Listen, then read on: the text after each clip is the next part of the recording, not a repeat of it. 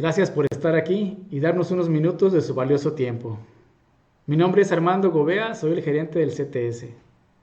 Mis colegas y yo les vamos a platicar acerca de lo que hacemos y los servicios de diseño que ofrecemos. Al terminar esta plática, ustedes tendrán un socio para transformar sus ideas en un dispositivo electrónico. Bien, esta es la agenda. Está dividida en dos temas principales, que es la introducción y servicios de diseño del CTS. Aquí en la introducción pues vamos a ver qué es CTS, el equipo que lo conforma, la experiencia que tenemos y el proceso de diseño que seguimos cuando un cliente nos propone un proyecto de un producto nuevo.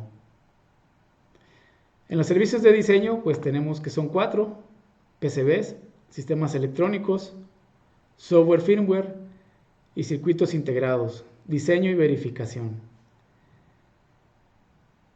En estas 4 servicios que ofrecemos, pues también ofrecemos cursos y diplomados de cada uno de ellos. Yo nada más les voy a hablar de la introducción y mis colegas les van a presentar los servicios de diseño. Bien. ¿Qué es el CTS?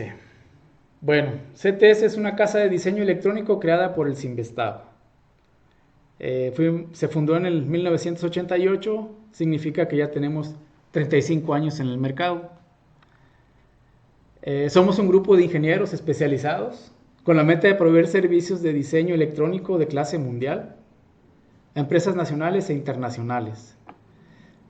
Pero, ¿por qué surgió esta idea de crear este grupo, el CTS? Bueno, pues sucede que en 1986-87, pues toda la industria electrónica que había en el país era solo de manufactura. No había empresas que hicieran diseño. Fue entonces que IBM se acercó al Cinvestav en la Ciudad de México para plantear la necesidad de crear un grupo de diseño, el cual IBM le iba a dar trabajo. Entonces, tanto IBM y el Cinvestav pues pidieron apoyo al gobierno estatal y federal y pues de esa forma se creó el CTS en Guadalajara. Bien, les presento a mis colegas que hacen posible que el CTS haga bien su trabajo. Cada uno de ellos está a cargo de un grupo de ingenieros y cada grupo pues se especializa en un área de diseño. Pues más adelante les van a platicar lo que han desarrollado. Bien, pues acerca de nuestra experiencia, tenemos 35 años desarrollando para empresas. Hemos desarrollado pues alrededor de 1000 proyectos. Nuestro grupo de ingenieros en promedio tiene una experiencia de 20 años. Tenemos ingenieros certificados en IPC, en el área de CID. Pues en nuestro trabajo, nuestros diseños los hacemos siguiendo procesos documentados e incluyen algunos guías de diseño. Y hemos desarrollado proyectos en 7 áreas, que son estas que se muestran: telecomunicaciones, médica, automotriz, procesamiento de señales, IoT, sistemas computacionales y electrónica de consumo. Aquí a la derecha pues se muestran los clientes para los que hemos trabajado. Aquí algunos están en Estados Unidos y los que están allá pues son IBM, HP, Intel, Paradigm, AT&T, Level 1, Lucent, Atmel, Transwitch y 3M. Bien. Para dar una idea más clara de dónde están ubicados, pues se muestra este mapa. Los primeros proyectos que se diseñaron fueron para IBM, que está acá en Kingston, en Nueva York. Como se hizo un buen trabajo, pues nos recomendó con otros sites de IBM. Y el siguiente site para el que trabajamos fue en una ciudad que se llama Poughkeepsie, que también está ubicada en Nueva York. Y luego trabajamos para otra IBM que está en Carolina del Norte, luego para IBM que está en Florida, y luego para otra IBM que está en Austin, Texas. De ahí le siguió AT&T, luego Transwitch, luego otra vez AT&T, y después trabajamos para HP en Idaho, en HP Boise, en HP San Diego y en otras ubicaciones de HP. Allí también se hicieron diseños para Intel, para ST, para Atmel y para 3M. Y pues aquí se muestran nuestros clientes nacionales, que son General Electric, IBM, Intel, HP, Freescale, Continental, Mave, pues por mencionar algunos. Ahí tenemos más clientes aquí en el país. Bien. Les voy a platicar el proceso que sigue CTS cuando un cliente pues quiere que se diseñe un producto nuevo. Primero les voy a hablar a grandes rasgos lo que se hace en cada bloque y pues luego les voy a mostrar un ejemplo de la documentación que generamos. Pues primero empezamos con la definición del producto, luego se hace un documento de requerimientos, se hace un documento de propuesta técnica, se hace un documento de planeación y luego sigue la etapa de diseño, que incluye las 4 áreas de diseño del CTS. Una vez que cada etapa entrega su entregable, valga la redundancia, se hace la etapa de integración, luego se hacen pruebas de verificación y validación, luego se hacen pruebas regulatorias, luego sigue la corrida piloto y luego se procede a la fabricación. Nosotros no hacemos la fabricación, solo le damos soporte. Bien, pues este es el proceso de diseño resumido, muy resumido, diría yo, que seguimos cuando un cliente nos propone un proyecto de un producto nuevo. Bien, ahora les voy a mostrar un ejemplo de los documentos que se generan en los primeros 3 bloques. Es decir, en requerimientos, aquí está. Bien. Entonces, si alcancen a ver, vamos a hacerlo un poquito más grande. Espero que ahí lo vean. Bien.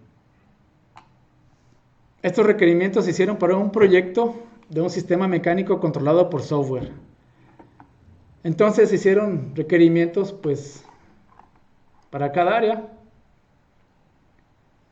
Se hicieron requerimientos mecánicos, requerimientos eléctricos, mecánicos acá están, requerimientos de software,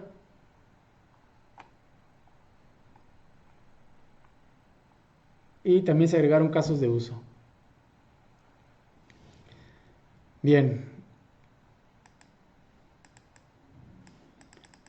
Un ejemplo de una propuesta técnica.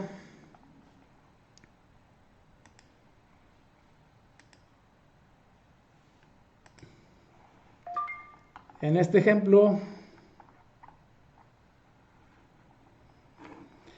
esta propuesta técnica, se hizo para un proyecto de software y hardware, para un lactario de un hospital.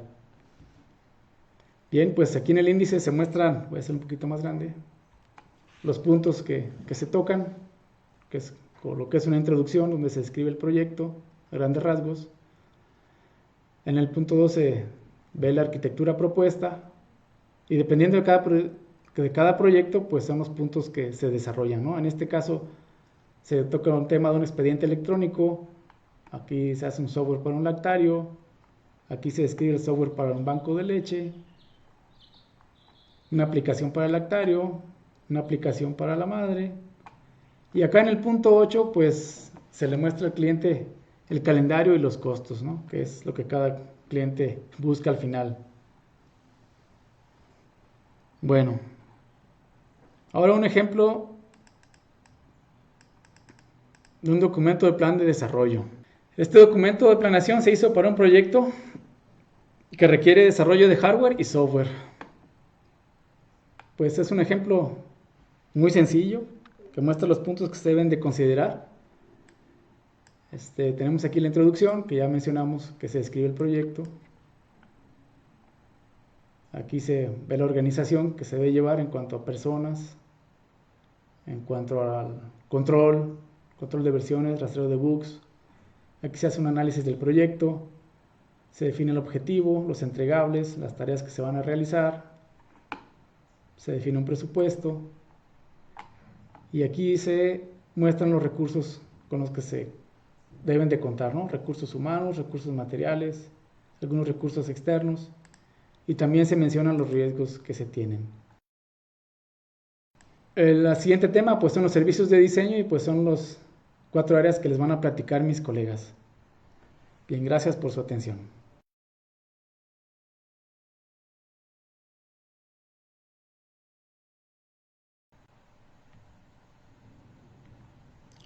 Buen día. El Sinvestab Guadalajara cuenta con un departamento especializado para el desarrollo de PCBs.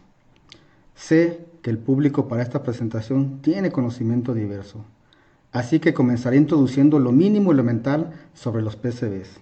Posteriormente les compartiré experiencias de desarrollo y al final resumiré nuestras capacidades. ¿Qué es un PCB? Son tres siglas en inglés para Printed Circuit Board. Esta tarjeta se construye alternando material conductivo y dieléctrico. El cobre es el conductor por excelencia y la fibra de vidrio es usada como dieléctrico. Recordar que el dieléctrico es un aislante eléctrico. En la imagen de la izquierda pueden apreciar la estructura que tendría un PCB de 10 capas. En tono dorado está el cobre, en color arena la fibra de vidrio y al final de ambos extremos otro dieléctrico que le da el color al PCB. El PCB más común es rígido, de color verde, con serigrafía en blanco y de 1.6 milímetros de grosor. Sin embargo, también existen los PCBs flexibles. Estos aportan para tener sistemas electrónicos muy compactos. ¿Cuál es el propósito del PCB? Contener e interconectar a todos y cada uno de los componentes electrónicos utilizados para constituir un dispositivo electrónico. En estas dos imágenes se muestra el mismo PCB, a la izquierda sin componentes y a la derecha con componentes montados. Están allí para resaltar las palabras contener e interconectar. Sin un PCB no podría existir un dispositivo electrónico estable. ¿En qué aplicaciones se usa un PCB? En términos prácticos, en todas. Pero, por mencionar las 5 más conocidas, automotriz, comunicaciones, de consumo, médicas y videojuegos. Ahora, ¿en qué se desarrolla el PCB? En un software de tipo CAD y de la familia EDA. En el mercado hay varias opciones disponibles. Los de paga son los que dominan en la industria. Mentor Graphics, Cadence, Autodesk, Altium, Suken, Lab Center y National Instrument. Pero también hay gratis como KiCad. Omitiré hablar sobre las ventajas y desventajas que ofrece cada uno. El PCB no está exento de estándares y para eso existe IPC. Pero, ¿qué es IPC? Es una organización internacional que se encarga de estandarizar, capacitar y certificar en todo lo relacionado con el PCB, desde su concepción hasta el embalaje del producto electrónico. Lo único que excluye es la programación que podría acompañar al producto.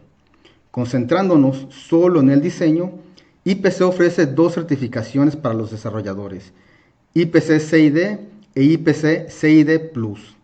CID son las siglas para Certified Interconnect Designer. Para tener la certificación Plus es necesario contar con la CID. Muy bien, ahora ya sabemos lo elemental del PCB. ¿Qué es? ¿Cuál es su propósito? ¿En dónde se usa? ¿En qué se desarrolla? ¿Y quién lo estandariza? A continuación, les mostraré 3 ejemplos de PCBs que hemos desarrollado aquí en el departamento de PCBs.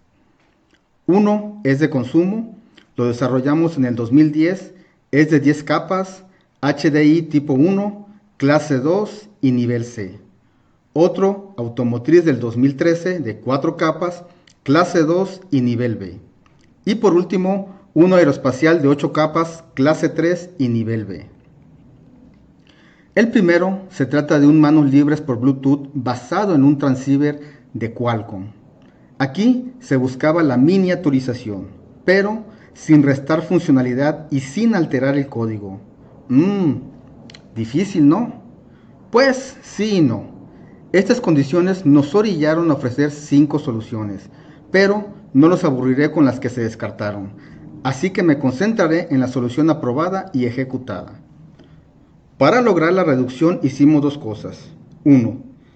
Minimizar empaquetados de los componentes pasivos. Y 2. Usamos componentes embebidos. Para el primer punto, En esta imagen se puede apreciar la implementación del empaquetado 0.1005 y su diferencia de tamaño con respecto al 0.201, 0.402 y 0.603. Para el segundo punto, en esta otra imagen se explica el componente embebido, en donde un componente físico desaparece y se convierte en uno que se agrega a la estructura del PCB. Debido a que se usaron vías micro, enterradas e INPAD en el diseño, el PCB se clasifica como High Density Interconnect de tipo 1. El segundo ejemplo es una interfaz de comunicación para el pasajero. Los retos por superar aquí fueron dos. El primero, adaptar el diseño a un espacio específico. Había un hueco y no podíamos superar lo largo, ancho y profundo. El segundo era la implementación de botones táctiles retroiluminados con un tamaño y gráfico definidos. Adicionalmente, se deberían tener consideraciones tanto para blindaje electromagnético, los trascientes en la alimentación, la conexión Ethernet y, por supuesto, las señales de los botones capacitivos. Estas dos imágenes son de los archivos Gerber. Lo que está en azul es cobre, lo verde es ausencia de cobre, lo azul claro son los pads de los componentes SMT y en amarillo las perforaciones no plateadas. Noten cómo hay ausencia de cobre en lugares específicos como el Ethernet y los botones capacitivos. Y aquí en rojo apreciamos la implementación para el blindaje electromagnético. Las siguientes imágenes 3D son renders algo arcaicos, pero los incorporé para mejorar el entendimiento de este diseño. En el centro se aprecia el diseño final visto desde el frente. En la parte superior sobresalen los conectores para Ethernet y el otro es donde entra la alimentación, la comunicación CAN y las señales RS232. Abajito se aprecia una rejilla, allí es donde está la bocina con una potencia de 1 watt RMS. Bajando más, existe un display LCD de caracteres en formato 20x2. Enseguida se aprecia el grabado de la marca. Debajo de este ahora se presentan los 4 botones capacitivos. Y hasta el final se tiene el micrófono con una sensibilidad nominal de -37 dB. La tarjeta principal se basa en un microcontrolador Kinetis K60 y un códec de audio con amplificador clase D de 2.5 watts a 4 ohms. La tarjeta de botones capacitivos retroiluminados. Y en esta última imagen se muestra toda la interconexión interna que hubo. Se optimizó todo el espacio disponible. El último ejemplo es una aplicación aeroespacial, diseñada para la Agencia Espacial Mexicana. La selección de componentes electrónicos adecuados y que la manufactura y ensamble del PCB debía contar con certificación AS9100 fueron las principales especificaciones a cumplir. Todos los componentes electrónicos deben operar en un rango amplio de temperatura y soportar un nivel de vibración específico. La terminación SOF, la resistencia a la humedad y el estándar automotriz ASQ200 aseguraban dicho cumplimiento. La fabricación y ensamble se resolvió con un proveedor norteamericano fundado en 1986, solo 2 años más viejo que nosotros CTS. Como dato interesante, el FPGA usado es de la compañía NanoExplore y tiene un costo en el mercado de más de 3.500 euros. En la imagen de la densidad de enrutado se aprecia en tonos rojos que lo complejo del enrutado está en el FPGA, las memorias DDR y el conector mezanín. Además, en este conector se conecta una tarjeta RF que también diseñamos. Hasta aquí concluyen los ejemplos. Ahora les presentaré las capacidades de diseño que tenemos. Diseñamos todo tipo de PCBs rígidos, flexibles y rigid flex, además de todos los tipos de alta densidad de interconexión, de alta frecuencia y los metal core.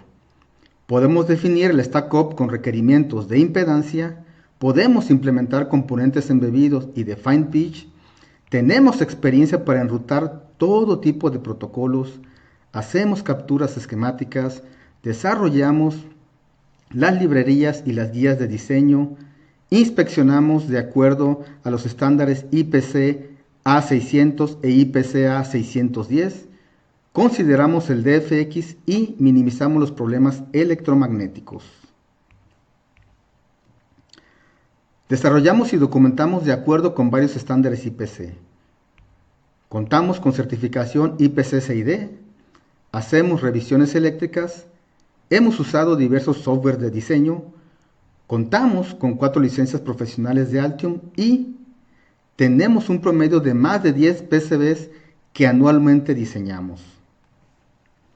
Haciendo un súper resumen de nuestras capacidades de diseño, sería: no importa la solución que tu diseño demande, nosotros podemos implementarla. A nombre del Simvestab, agradezco su atención. Se despide de usted Diego Muñiz y deseo que tengas un gran día.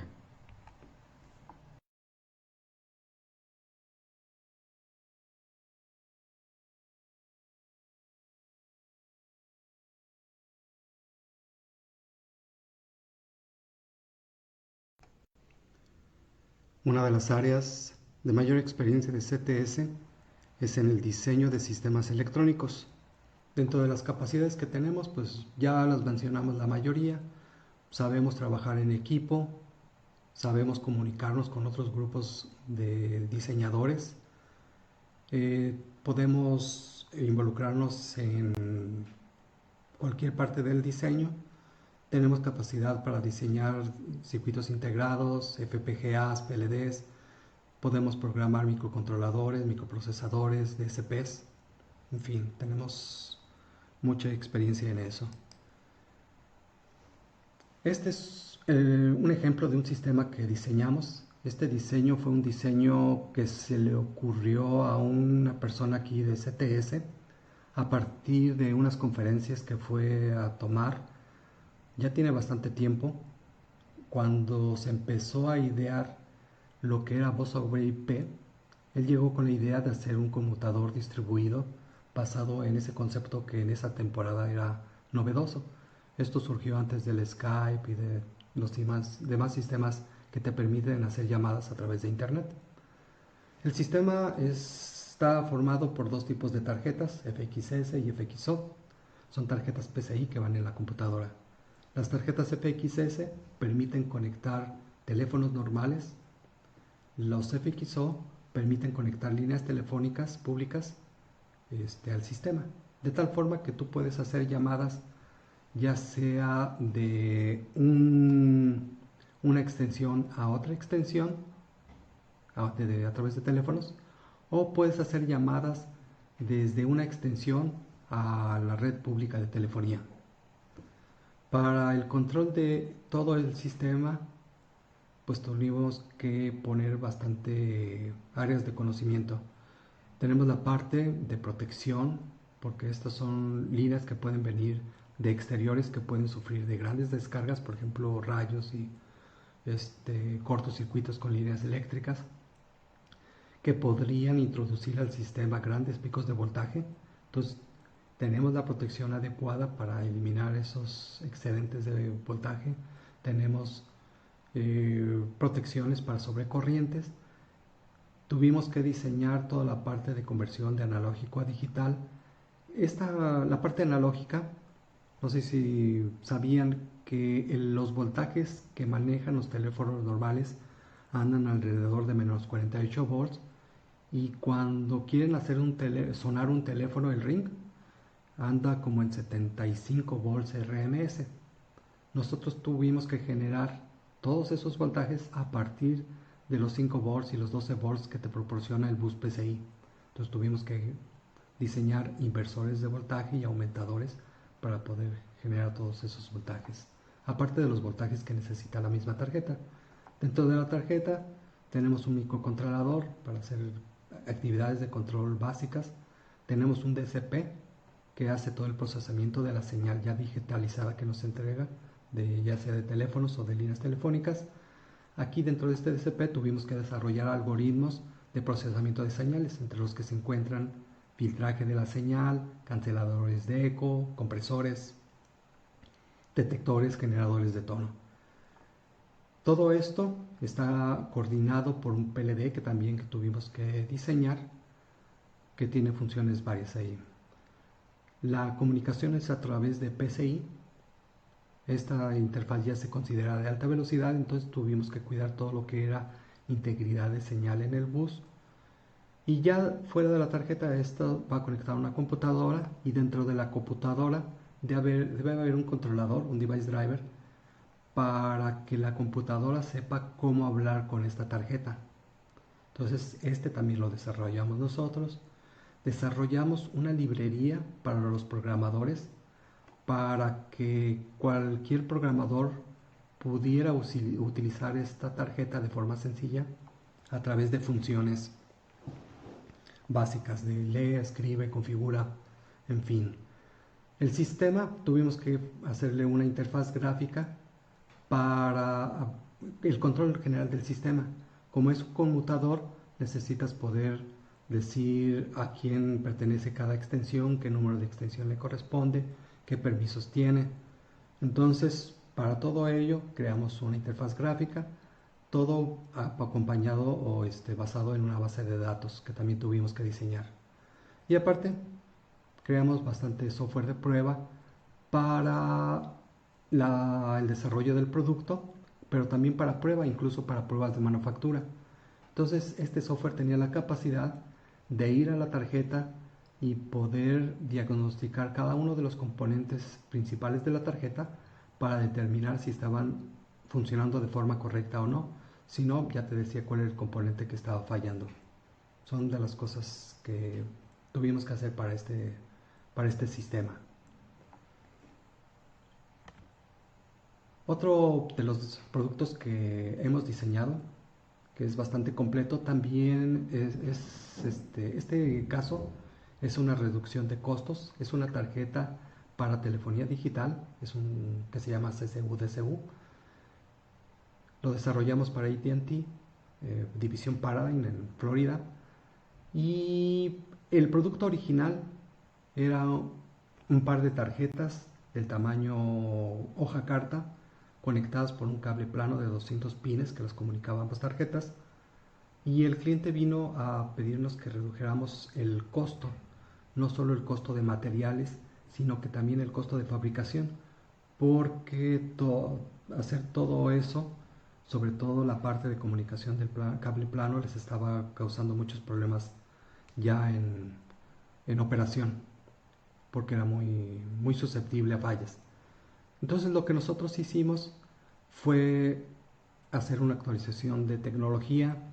Tuvimos que diseñar un ASIC para poder meter dentro de esto la funcionalidad de varios circuitos integrados que tenía la tarjeta original, y pues resultó que el producto final, que se muestra aquí, tiene una cuarta parte del tamaño de la tarjeta del producto original, del tamaño de media hoja carta. Este producto se vendía por decenas de miles en todo el mundo, entonces tenía que tener muy estrictos controles de calidad en el diseño para garantizar que no fallara en el mercado, para garantizar las tasas de garantía máxima que pedía el fabricante y para que cumpliera con todos los estándares internacionales. Entonces nos tuvimos que meter a hacer pruebas de compatibilidad electromagnética, pruebas de seguridad, pruebas de cumplimiento de estándares de interfaces telefónicas, en fin. Otro de los productos en que hemos trabajado, este es un electrocardiógrafo portátil. Después de que diseñamos el producto original, que fue para un cliente, a nosotros se nos ocurrió hacer un electrocardiógrafo de muy bajo costo, portátil. Y resultó esto, es un producto de una sola derivación, tiene 2 electrodos, pero con esto es suficiente para revisar si el corazón está latiendo, a qué frecuencia, si el ritmo es regular o irregular, si tiene alguna arritmia, en fin. Y aparte tiene otras capacidades extras, por ejemplo tiene una interfaz Wi-Fi que permite hacer la comunicación con un dispositivo móvil donde se puede visualizar el electrocardiograma. También a través de la red de Wi-Fi un médico puede ir y consultar cómo anda su paciente. Este dispositivo está diseñado a dos formas de uso. Uno, forma de uso nada más, por ejemplo, para exploración rápida, para ver cómo anda. Por ejemplo, en un consultorio, el médico general puede revisar qué tal anda el corazón de su paciente y determinar parámetros básicos muy sencillos. Y de ahí ya puede decidir si debe mandar con un cardiólogo al paciente o no. Por ejemplo, también otra aplicación así rápida es en sistemas de ambulancias, de emergencias. Muchas veces tratar de sentir el pulso de una paciente es muy difícil, por los ruidos, por el movimiento, por diferentes cosas. En cambio con esto lo pone sobre el pecho y de forma bien confiable y bien rápida puede determinar parámetros básicos del paciente. Y tiene otra forma de trabajar, que es en modo permanente. Lo puede traer el paciente ahí 24 horas y todo el tiempo está siendo monitoreado por el sistema. El sistema tiene un DCP que analiza la señal eléctrica del corazón y en caso de encontrar anomalías puede ir a través de la interfaz Wi-Fi, reportarlo al médico, o el médico a su criterio puede venir y ver cómo está en ese momento el electrocardiograma de su paciente. Por ejemplo, muchas veces el cardiólogo receta ciertas medicinas y quiere saber qué tal funcionaron en su paciente. Entonces, él puede ir periódicamente a revisar cómo va haciendo la evolución de su paciente. Otra forma de funcionar así de permanente es el Holter. El Holter es un modo donde se le coloca al paciente un electrocardiógrafo para que esté monitoreando por 24, 48, 72 horas la actividad del corazón y se va grabando en una memoria.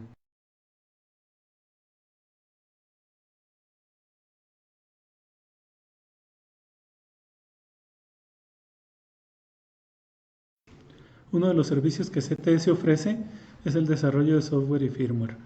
Aunque con objetivos diferentes, el software y el firmware se desarrollan mediante procesos similares. En términos generales, el firmware es el programa que accede directo al hardware, mientras que el software generalmente no lo hace y va montado sobre otros componentes de software o sobre el firmware mismo. Por ejemplo, un driver para un dispositivo o para una tarjeta electrónica es firmware, mientras que una herramienta para oficina o una app en un dispositivo móvil es software. Dependiendo del ámbito, también puede hablarse del software embebido, que normalmente es un software desarrollado para un dispositivo de propósito específico. Lo contrario, por ejemplo, a una PC, que es una computadora de propósito general.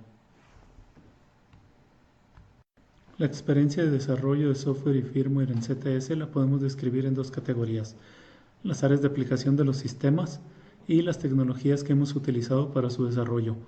En las áreas de aplicación tenemos, por ejemplo, telecomunicaciones, Internet de las cosas, en donde se han hecho proyectos, por ejemplo, de telefonía en voz en IP, un servidor de mensajes SMS, que es el que se muestra aquí en esta imagen, y otros proyectos. En control de mecanismos tenemos, por ejemplo, sistemas de manejo de papel en la salida de las impresoras para organizarlo, doblarlo, engraparlo, etc. Una plataforma para pruebas de acoplamiento entre vehículos tipo BRT, que son autobuses de tránsito rápido, en donde en una plataforma montamos los mecanismos de acoplamiento y los ejercitamos para su acoplamiento y desacoplamiento. También tenemos, por ejemplo, un simulador de vuelo basado en el concepto de una plataforma Stuart, la cual se muestra aquí a un lado, y que consiste de un hexápodo con 6 actuadores lineales que dan la posición de la plataforma. En este proyecto, un simulador de vuelo corriendo en una PC provee la información de orientación y la dinámica de vuelo del avión hacia una tarjeta basada en Linux, que mediante cinemática inversa calcula entonces la longitud de los pistones. Esta posición o longitud de los pistones se comunica a drivers de potencia para a su vez posicionar los actuadores lineales, los cuales están basados en motores a pasos. Otra área es medicina y telemedicina, en donde algunos ejemplos son varios electrocardiógrafos para distintas necesidades, desde 1 hasta 16 canales. También se han desarrollado auxiliares auditivos configurables, oxímetros, entre otros. En el área de automotriz y transporte, algunos ejemplos son medidor de presión de llantas, cargador de baterías para vehículos eléctricos, detección de personas en transporte urbano, interfaz humana con pasajeros en vehículos BRT, entre otros. En el área de sistemas web SaaS se han desarrollado distintos proyectos. Un sistema SaaS es una aplicación de software que funciona a través de Internet en vez de tenerlo instalado en las oficinas de una empresa. También se le puede llamar software basado en web. Uno de los proyectos que hemos hecho es, por ejemplo, un sistema de administración y monitoreo de autobuses de transporte público que soporta a diversos clientes, administradores de las rutas, y además provee información de ubicación a usuarios del transporte público. Respecto a tecnologías utilizadas, tenemos una gran diversidad. Por ejemplo, desarrollamos software para plataformas web, desktop y móvil. Hacemos firmware para microcontroladores, procesadores o procesadores de señales digitales. También hacemos desarrollo de sistemas en tiempo real, multihilos y para redes. También desarrollamos proyectos en donde se utiliza control de motores a pasos, control de motores de corriente directa y de servomotores. Además tenemos también procesamiento y análisis de señales e imágenes, diseño de protocolos de comunicación, diseño y desarrollo de bases de datos, y desarrollamos componentes como device drivers, librerías dinámicas o APIs de acceso a servicios web. En el desarrollo de software y firmware, una parte muy importante son los procesos que guían cada una de las etapas de organización y del desarrollo, para así otorgar robustez y calidad al proyecto y al producto final. Para ello nos basamos en estándares IEEE. La IEEE es un instituto que agrupa a ingenieros eléctricos, electrónicos y de otras disciplinas relacionadas como sistemas de cómputo y de software. A alto nivel, los procesos y a su vez etapas que se llevan a cabo en el desarrollo de un sistema de software o firmware son las siguientes: la captura y la documentación de los requerimientos, que en general agrupan y listan las necesidades del cliente y de los usuarios; el diseño, incluyendo la arquitectura, que transforma los requerimientos en una solución; la implementación, que es la codificación de la solución diseñada; y por último, las pruebas al código para validar y verificar la implementación. Por supuesto, cada etapa y el proyecto en general tienen a su vez múltiples procesos y procedimientos. Por ejemplo, planeación y gestión del proyecto, control de versiones, estándares de codificación, flujos de trabajo para uniformizar la forma en que se hace cada actividad, la administración de los requerimientos, la generación de autodocumentación del código, validación y verificación del código y de documentos, el seguimiento de defectos que se generen durante la implementación y el desarrollo, y pruebas automatizadas. Los procesos consideran una serie de documentos entregables. Como mínimo se producen y entregan documentos sobre planeación, como el SPMP, que es el Software Project Management Plan, los requerimientos, que es un Software Requirements Specification, el diseño, para el cual se hace un documento llamado Software Design Description. Para el código, a bajo nivel, describiendo cada elemento o incluso función de código implementada. También se hacen planes y reportes de pruebas, que son pues el test plan, test description y test report. y además se hacen documentos de instalación. Un ejemplo relevante del desarrollo de software y firmware en CTS es el servidor de mensajes SMS de 16 canales. El proyecto es importante porque incluye una amplia variedad de tecnologías de software. El sistema fue desarrollado completamente por CTS, incluyendo el hardware, excepto la computadora central, que es un módulo adquirido comercialmente. El sistema es un servidor de mensajes de texto para comercios que necesitan el envío masivo de estos mensajes de texto, por ejemplo, bancos.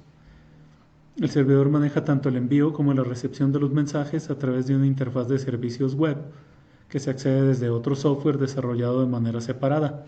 Además, el servidor tiene páginas web para mostrar estatus, para hacer pruebas y para configurar algunos aspectos del servidor. Por ejemplo, en esta pantalla se muestra el estado de los módems. ¿Sí? Se muestra por un lado el email y el ICCID, que son los identificadores del chip y del dispositivo módem. Se indica el nivel de señal del dispositivo o de cada uno de los módems y se puede, a través de los enlaces que están ahí a un lado, enviar SMS o consultar si se han recibido SMS. Además se muestra el estado del sistema y los parámetros de red a través de los cuales se accede al sistema desde el software que se desarrolla de manera independiente. En esta pantalla se muestra la configuración del sistema. Se pueden cambiar algunos parámetros por medio de esta pantalla. Continuando con el ejemplo del servidor de mensajes SMS, su software está dividido en dos: el software principal y el servidor web que implementa los servicios y las páginas web. El software principal es una aplicación en C y en C++ que corre en Linux embebido, el cual está montado en un módulo ARM Cortex A5 disponible comercialmente. Ese módulo se conecta mediante un conector SODIMM a la tarjeta principal del sistema. Un aspecto relevante de este software es la comunicación entre procesos en niveles de kernel y usuario de Linux. Por su parte, el servidor web consta de un servidor Apache disponible como código abierto, un framework CodeIgniter desarrollado en lenguaje PHP y de las páginas HTML para configuración y estatus y para los servicios basados en JSON. Estos servicios son los que se utiliza el software externo para comunicarse con el servidor de mensajes. El servidor web o todo el sistema también tiene una base de datos en SQLite para guardar mensajes que se van a enviar o que se han recibido. Desde ahí, para los mensajes recibidos, ser leídos desde el software externo. El sistema también consta de firmware. Este firmware está en dos partes, tanto como un componente adicional del software principal a nivel de drivers de Linux, como para un firmware de 8 microcontroladores que implementan una interfaz SPI de alto desempeño entre el módulo central, o sea, la computadora ARM Cortex A5 con su software principal corriendo en Linux, y los 16 modems. Se necesita este nivel de hardware de los 8 microcontroladores porque es la única forma de implementar la comunicación en tiempo real entre los modems y la computadora central.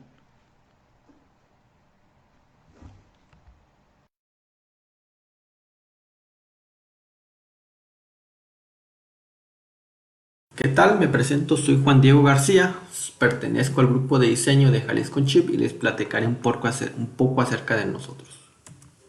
Comenzaré explicándoles qué es un circuito integrado.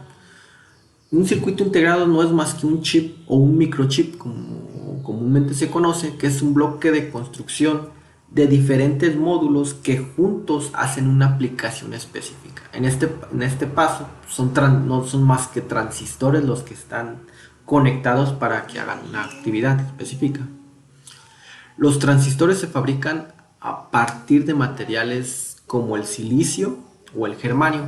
Son materiales semiconductores. Eso nos quiere decir que si los excitamos de alguna manera o de alguna otra, nuestro transistor va a conducir o no va a conducir electricidad, impulsos eléctricos. La alta miniaturización ha permitido el avance y desempeño y funcionalidad de computadoras. Estamos hablando que debido al paso del tiempo y las fab han trabajado bien, nosotros tenemos computadoras más rápidas, teléfonos con mejores cámaras y cosas por el estilo.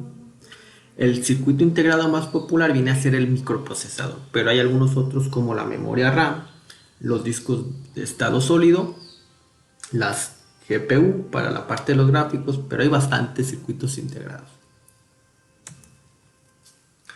¿Por qué miniaturizar? Pues básicamente aquí tenemos la respuesta. En el año de 1971 teníamos 2300 transistores. No es demasiado óptimo el hecho de haber continuado con esa tendencia y no mejorar. Por el lado contrario, se decidió la parte de incrementar y mejorar la cantidad de transistores que puede haber en un microchip. Y en el año 2014 tenemos aquí un Intel Core i7, un microprocesador con 2600 millones de transistores. Aquí estamos multiplicando esta cantidad básicamente por 1 millón. Y no, esto es del año 2014.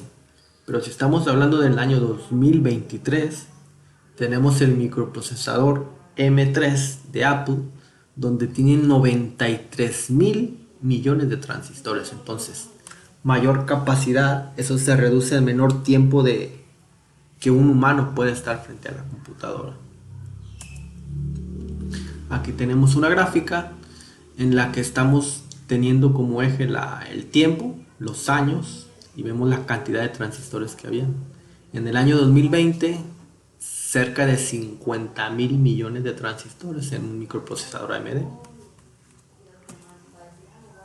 El valor agregado que tenemos de la industria de semiconductores, pues el Silicon Valley se convirtió en el centro de diseño a nivel mundial de todo materia de circuitos integrados. ¿De qué estamos hablando? De computadoras, de internet, dispositivos móviles, automóviles autónomos, robótica. Básicamente todo está englobado en esa parte del globo terráqueo. Y pues, ¿cuál es el valor agregado? Pues, la industria en innovación continua, que es un trabajo de calidad, un trabajo demasiado demandado y bien remunerado también, pues el hecho de que existe tanta demanda. Aquí estamos viendo una tablita, un gráfico donde nos indica la cantidad de ingenieros que se requieren para poder fabricar un chip. Estamos hablando que son cerca de 8 ingenieros mínimo para un diseño mediano, no tan grande. Para grande ya se necesitan cientos de ingenieros, pero un sistema integrado son básicamente pocos. Son 8 y pues el tiempo que nos puede demorar desde acá hasta acá pueden ser quizá meses o quizá años ya para un sistema bastante grandísimo con cientos de ingenieros. En la etapa de diseño, de implementación, aquí tenemos básicamente de dónde estamos a dónde pasamos. Creamos la arquitectura, tenemos nuestro diseño, cómo va a operar, entonces lo tenemos que pasar a un código. En este caso lo estamos pasando un código de HDL, Verilog específicamente. Hay algún otro como el VHDL o System Verilog, pero ya son para aplicaciones específicas. En este caso aquí estamos utilizando el Verilog. Se necesita tener un conocimiento de la aritmética digital, lógica combinacional y secuencial para poder crearlo. La parte de la verificación funcional no es más que excitar nuestro diseño que creamos previamente del RTL, excitamos las entradas de nuestro diseño y observamos las salidas. Las salidas deben de corresponder a lo que estamos esperando. Si hay algún error, nos tenemos que regresar a modificar nuestro código de RTL para que tenga la operación correcta. En este caso aquí tenemos esta imagen donde estamos viendo la parte de la excitación de las entradas. Aquí tenemos las señales y estamos utilizando el UVM, que es el Universal Verification Methodology, que es un estándar a nivel mundial de verificación de sistemas integrados. En la parte de síntesis lógica estamos pasando de la parte del código de RTL a compuertas. Básicamente lo que las compuertas aún no se pueden fabricar, para eso necesitamos otro paso, pero básicamente pasamos del código acá. También estamos cumpliendo y haciendo un análisis del tiempo, porque es la métrica más importante de todas las métricas de nuestro diseño. La del tiempo es la más importante. La parte de síntesis física estamos pasando de la parte de compuertas a nivel transistor. Estamos haciendo ya los niveles que se van a mandar a fabricar.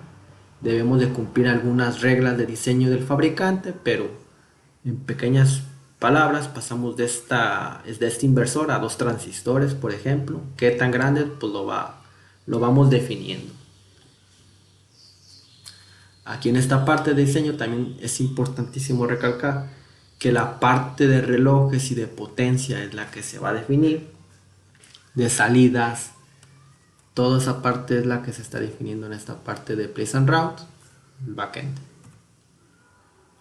Nosotros como grupo de Jalisco Chip hemos ofertado cursos del TAE, talento altamente especializado, son las siglas. Y tenemos la parte de diseño digital, cómo crear tus códigos más eficientemente, algunas arquitecturas en específico como RISC-V y cosas por el estilo. La parte de la verificación funcional, UVM, Universal Verification Methodology, para obviamente confirmar que sus diseños estén bien. La parte de síntesis lógicas con síntesis, Static Timing Analysis y Logical Equivalence Checking. La parte de síntesis física, Place and Route, estamos hablando de estos en amarillo, estos cuadritos en amarillo. Floor Plan, Power Grid, Cell Placement, Clock Tree Synthesis y Routing. También se aplica también la parte del Sign-Off, que ya es confirmar que todo tu diseño está bien, cumpliendo el timing, las reglas de diseño del fabricante, en este caso son las DRC, LVS y Power y Signal Integrity. Los chips que hemos fabricado, un transmisor de banda base de Bluetooth, diseños del Symvestop, y un sistema on chip basado en el RISC-V, un controlador de comunicaciones de red y aceleradores. Eso es todo, espero que les haya quedado un poco más claro acerca de quiénes somos y pues eso sería todo de mi parte. Gracias por su tiempo.